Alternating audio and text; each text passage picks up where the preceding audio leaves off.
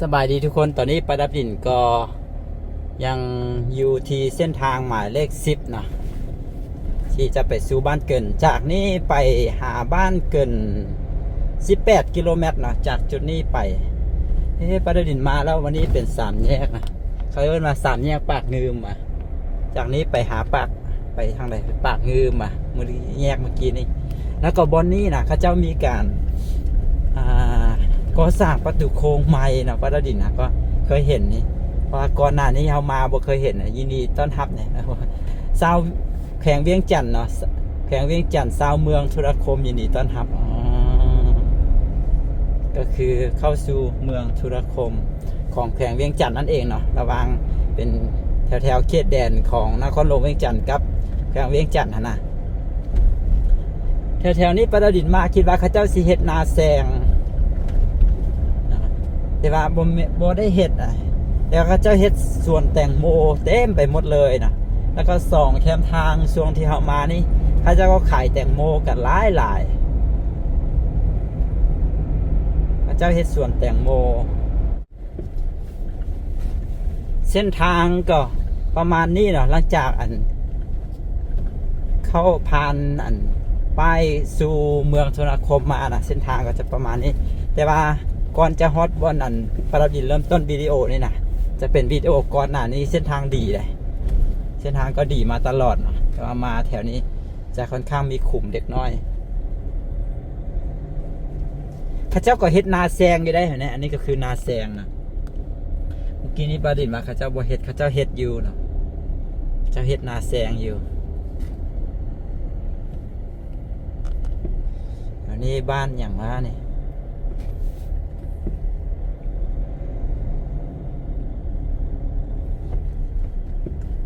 เมืองธุรคมแขวงเวียงจันทน์นะ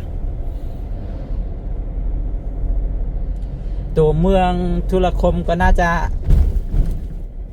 อยู่ใส่บ้านเกินวะน่าจะแม่นแถวบ้านเกินนั่นแหละเนาะก็คือตัวเมืองธุรคมแล้วก็บ่ฮู้มาก่อนเลยได้ฮู้แต่ว่าบ้านเกินบ้านโพนแก้วนะนี่บ้านโพนแก้วเมืองธุรคมแขวงเวียงจันทน์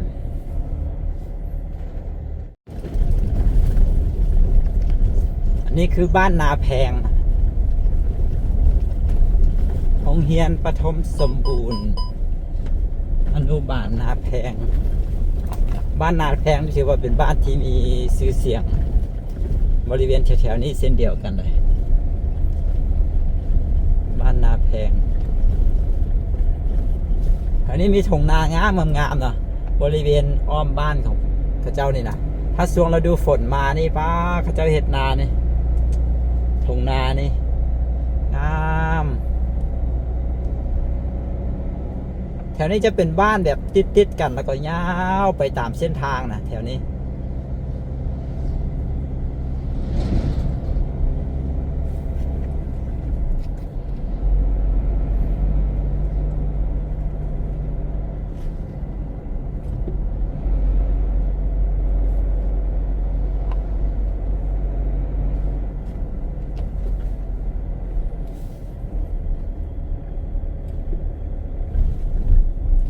ขัวน้ำคลองนาแพง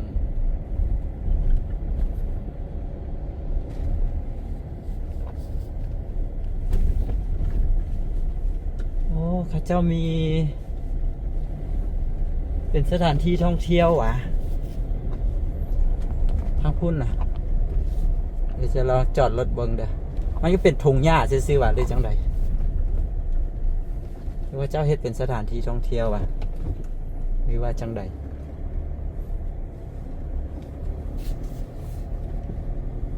เป็นทงหญ้าซื่อๆนะ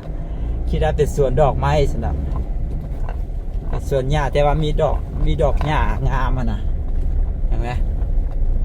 มีดอกหญ้าอันนี้เป็นสีขาวนี่ดอกนี่เป็นทงหญ้าดอกอันนี้หมดเต็มไปหมดเลยงามเลย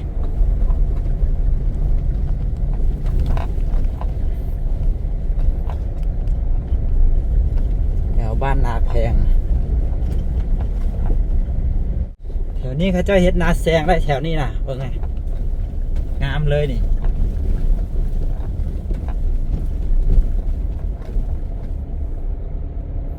เจ้าเฮ็ดนาแซง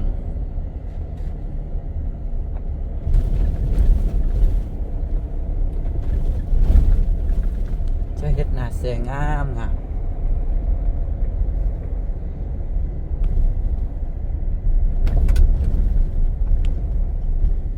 โอ้ออกห่วงแล้วก็มีเนาะนาแซงเขา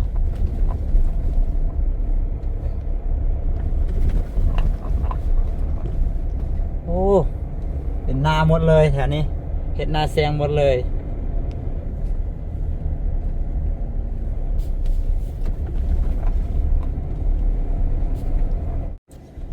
คนอันนี้นะบ้านนาห่างที่บอกเห็นบอกแล้วก็อยู่บนนี้มันมีฮอมเข้าไปประดับดินไก่ไปแล้วประดับดินเลยกลับมาหน่อยนึงแล้วก็มีฮอมเป็นฮอมเข้าไปนี่แล้วก็ประดับดินเบิ้งใน Google Map นะมันจะเป็นเส้นทางเข้าไปในนี่แล้วก็มีบ้านมีอย่างแล้วก็มีเส้นทางเรียบไปตามน้ำเงินไปออกอยู่ทางแถวบ้านเกินนำได้ก็เลยว่าจะลองขับรถเลาะเข้าไปในนี่เนาะบางทีอาจจะมีแบบเป็นทงนาเป็นอย่างงามๆนะบ้านปากหางสิเนาะอันนี้นะบ้านปากหางเนาะที่จุดนี้บ้านปากหางเมืองธุรคมแขวงเวียงจันทน์นะจะมีโรงเรียนอยู่นี่ทางซ้ายมือครับนี่แล้วก็เขาจะขับรถเข้าไปเส้นทางนี้น่าจะดีกว่าเส้นทางลักเนาะเพราะว่าเส้นทางนี้น่าจะบ่ได้มีรถบรรทุกนักแลนนะแล้วก็เป็นเส้นทางเข้าไปในนี่มีหลายหมู่บ้านเลยนะตามที่เบิ้งใน Google Map นะเดี๋ยวเขาจะพาขับรถเลาะเนี่ยเลาะเบิ้งบรรยากาศนะจะน่าเป็นชนบทป่ะหรือว่าจังใดชนบทแท้กับโบแมนนะมันก็จะก็พัฒนาแล้วว่าสั้นซะ ก็ถือว่าประชาชนแถวนี้ก็มีอยู่มีกินกันหมดแล้วนะก็เป็นชาวค้าขายเป็นชาวไร่ชาวนาแหละแต่ว่าเป็นชาวไร่ชาวนาที่อันนั้นได้แถวนี้เขาเจ้ามีพื้นที่เหตุการณ์เกษตรเฮ็ดอย่างหลายเนาะเป็นพื้นที่เพียงนะแล้วก็อยู่ติดกับแคมป์น้ำงืมนะเขาอุดมสมบูรณ์เรื่องน้ำเรื่องอย่าง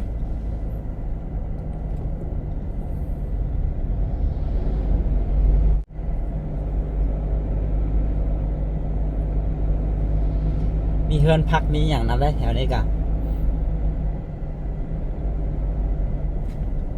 บ้านพักนานดวงมีบ้านพัก2 หลังนะ2 บอนนะเข้ามานี่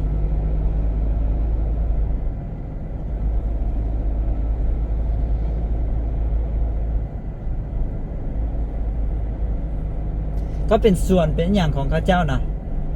เรียบไปตามแคมทางนี่นะแถวในมันก็มีเป็นทงนาเป็นอย่างก็มี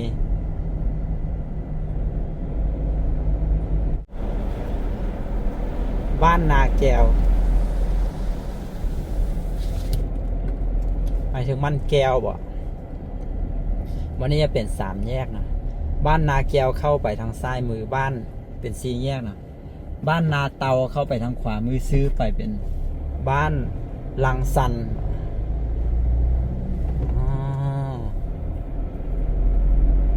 เขาจะไปตามเส้นทางปูยางนี่แหละ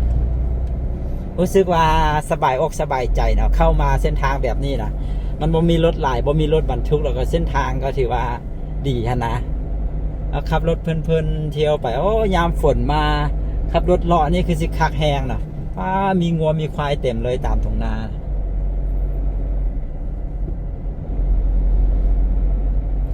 ทุ่งนาเขาเจ้าก็มีน้ำเลยช่วงนี้นี่จะว่าแถวนี้อุดมสมบูรณ์เรื่องน้ำเนาะแต่ว่าเขาเจ้าก็บ่ได้เฮ็ดนาแซงบางบอนนั่น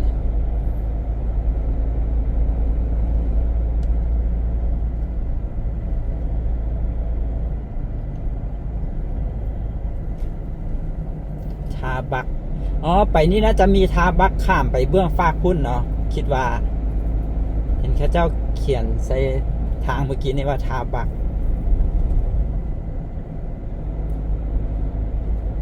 บ้านนาล่อง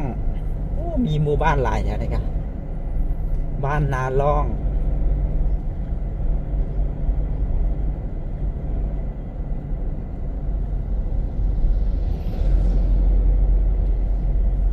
วันนี้เฮ็ดนาแซงอยู่นะ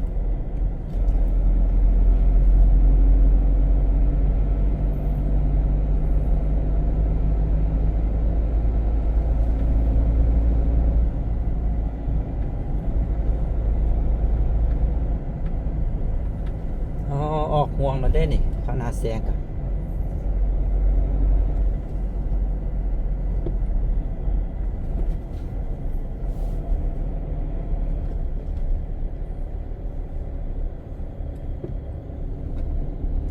วันนี้เป็น3 แยกเดี๋ยวลองเบิ่งกันแยกใดไปทางใด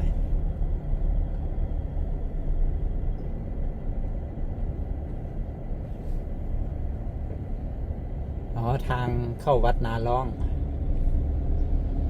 ทางไปวัดนาล่องมันก็ปูคอนกรีตไปดักได้ปูคอนกรีตเข้าไปโอ้งามเลยเนี่ยสวัสดิ์เสวยตอนละ30 ล้านโครงการดินจัดสรรก็มีคลองเมืองเนาะไปแถวนี้โอ้แถวนี้มันเฮ็ดนาแซงเต็มหมดแถวนี้มันเฮ็ดนาแซงเต็มหมดเลย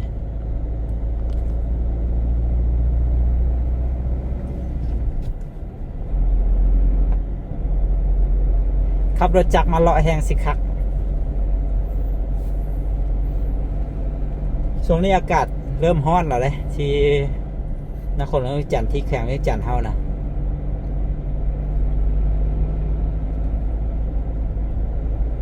เพียงแถวนี้โพนคำบ้านโพนคำ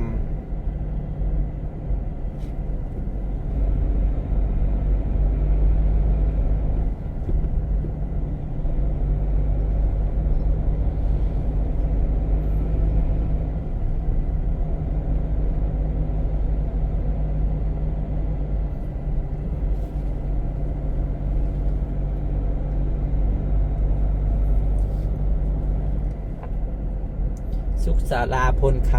ำเสียงว่าเป็นบ้านจุดสูมเด้ชนะบ้านนี้มีโรงเรียนอยู่นี่โอ้สวัสดิ์เสวยเนาะเขาเจ้าก็อยู่กันบ่ได้นานแน่นนะแบบว่าบ่ได้แบบอัดนะเขาเจ้าก็อยู่กระจายกันตามทงไฮทงนาสินะนี่บรรยากาศแถวนี้คักหลายวันนี้เป็น4 แยกวัดป่าโพนสวรรค์เราจะไปตามทางปูยางนี่แหละเราจะไปฮอดทาบักมีปั๊มน้ำมันน้อยอยู่นี่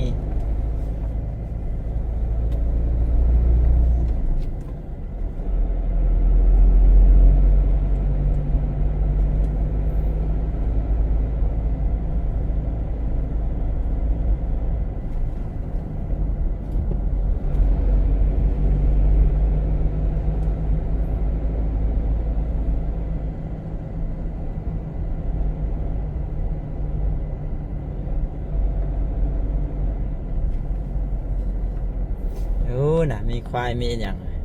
โอ้คักหลายบรรยากาศ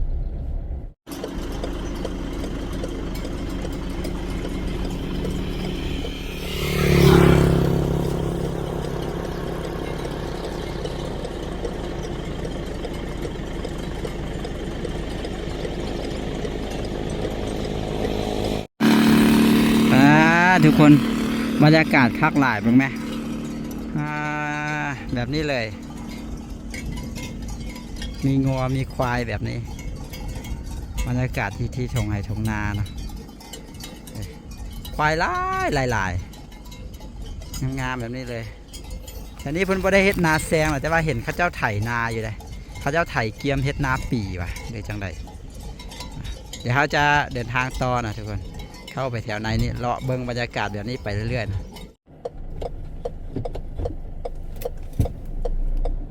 พอเราจะมักบรรยากาศแบบนี้ จอดรถถ่ายรูปถ่ายวิดีโอเบิ่งบรรยากาศอยู่นี่โดนเติบเลยนี่มักที่มีควายหลายๆใช่นะเนื่องจากว่าตอนเขายังน้อยนะมันเป็นไหนก็มันเป็นความจำในอดีตสินะมันเป็นความหลังนะตอนที่เขายังน้อยนะเขาก็เคยไปเลี้ยงงัวเลี้ยงควายแบบนี้เนาะอยู่กลางทงไฮทงนาอยู่ตามป่าตามภูสินะพอมาเห็นอันนี้มันก็แบบอันนั้นในความคิดนะบ้านนาหนู ส่วนหลายบ้านแถวนี้ก็จะขึ้นต้วยคำว่านานะ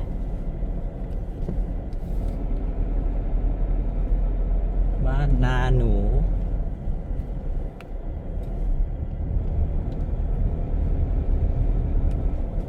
มีหนูหลายว่านาแถวนี้ ทางเข้าวัดทางอย่างนี้เพิ่นปลูกคอนกรีตเข้าไปหมดเลยได้แถวนี้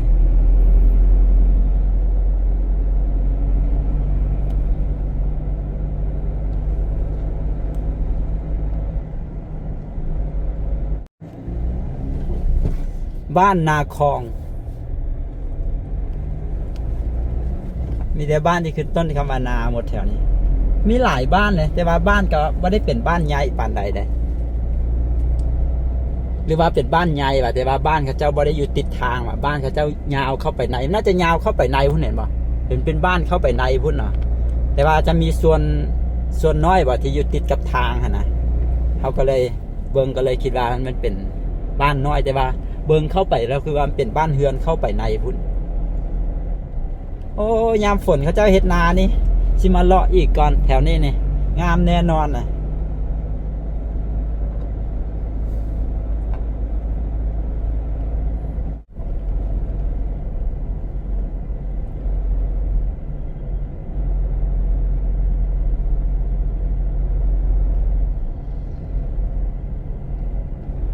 มีป้อมน้ำมันอยู่นี่เลย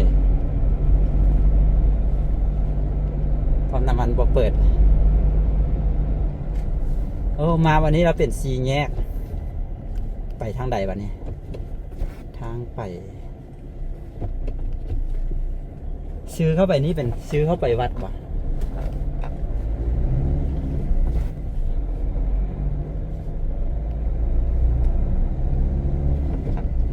โอ้คือมีวัดหลายวัดแท้อยู่นี่ก็วัดอยู่พุ่นก็วัด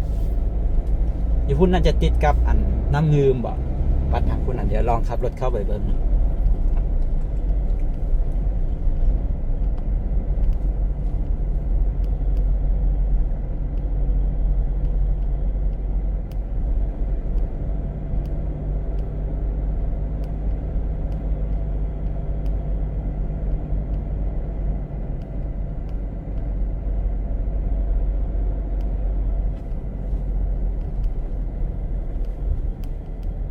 อ๋อทางนี้บ่ได้เข้าไปวัดนะมาทางนี้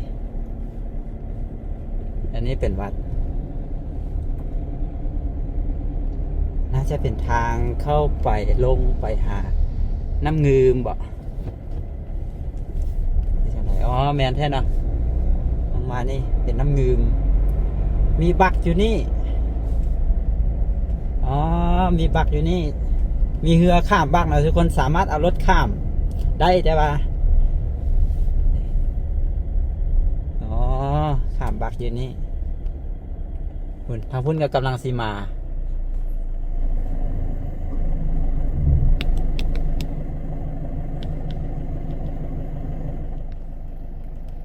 ก็เป็นทาอยู่นี่เป็นทาบัก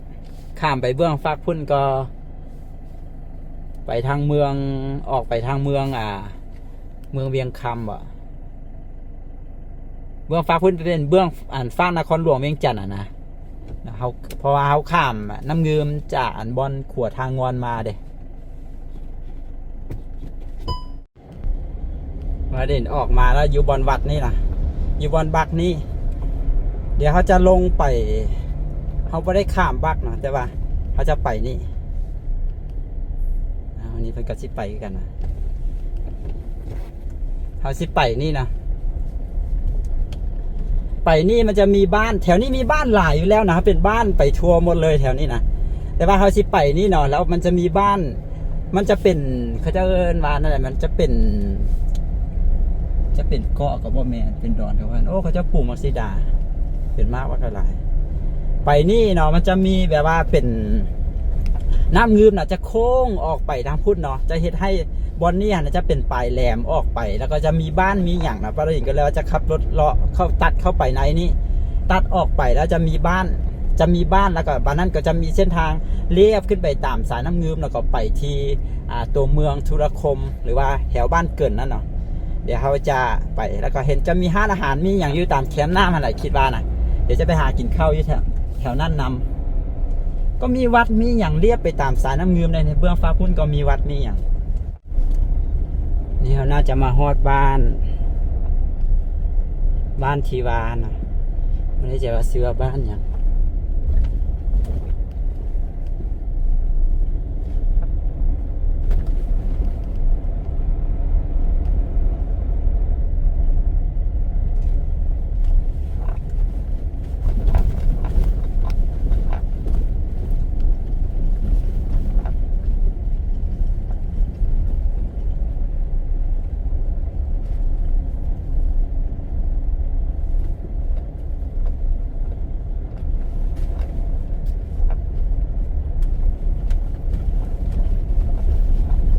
มาอันนี้ก็จะเป็นทางผู้ยางนะอันนี้มันเป็น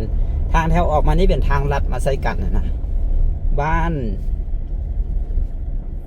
นบุงพร้าวเดี๋ยวเขาจะบ่ไปเทียนเขาจะบ่ไปที่บ้านเกินเถอะนะเขาจะลองสิเลาะเข้าไปในนี่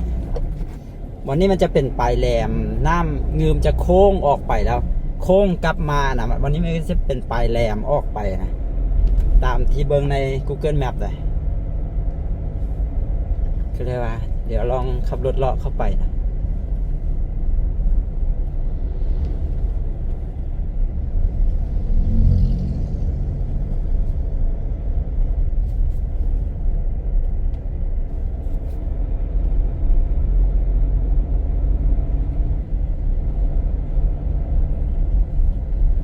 มีโรงเรียนใหญ่อยู่นี่บ้านบุงพร้าว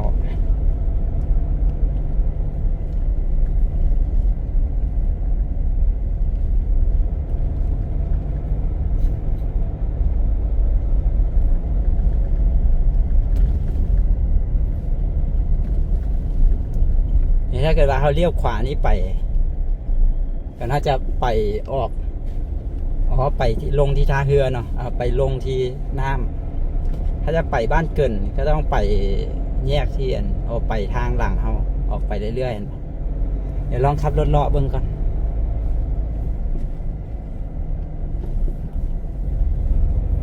บ้านบุงพร้าว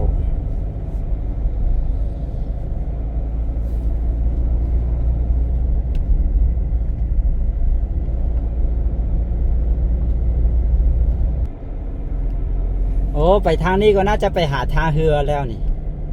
น่าจะมีท่าเรืออยู่ทางหน้าเขานี่คือกันแถวนี้เขาจะปลูกตองขายที่บอกเขาจะปลูกต้นกล้วยเอาตองขายที่บอกเห็นต้นกล้วยนี่เห็นไหมบ่ค่อยมีใบเลยเนาะเขาจะตัดเอาตองนะตัดเอาใบมันนะไปขายคิดว่าทางหน้านี่น่าจะลงไปที่ท่าเรือน่ะ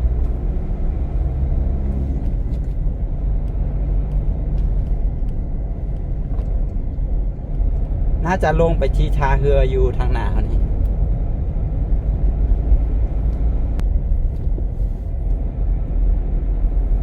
อ๋อมาฮอดนะ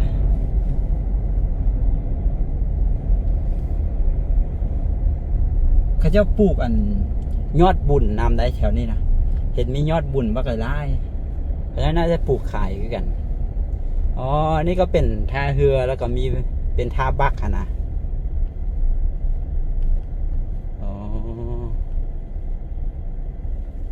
แบบนี้อ๋อมีท่าเรือบักไก่หลายบอลเนาะเมื่อกี้นี่อยู่ลุมหั่นก็มีมานี่ก็มีโอ้นี่เด้ท่าเรือทุกคนเขาจะมีท่าเรือบักหลายบอลขนาดเลยแถวนี้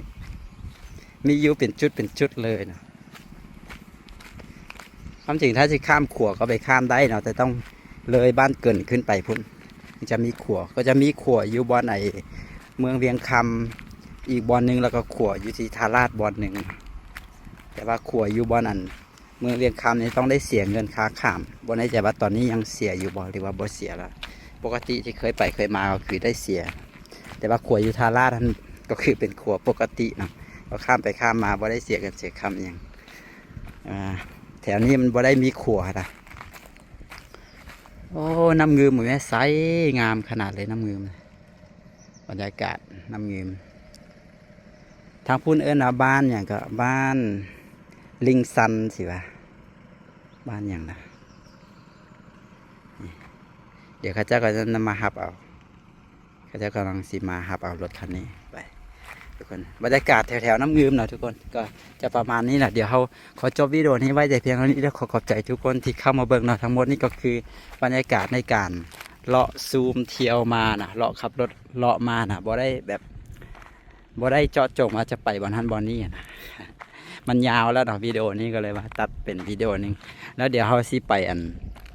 เขาจะขับรถเข้าไปในตัวเมืองธุรคมหรือว่าบ้านเกินเนาะเดี๋ยวเขาไปเบิ่งกันว่าสิเป็นอะไรเดี๋ยวไปติดตามกันวิดีโอต่อไปสำหรับวิดีโอนี้สบายดีเขาจะปลูกสาลีบักหลายแถวนี้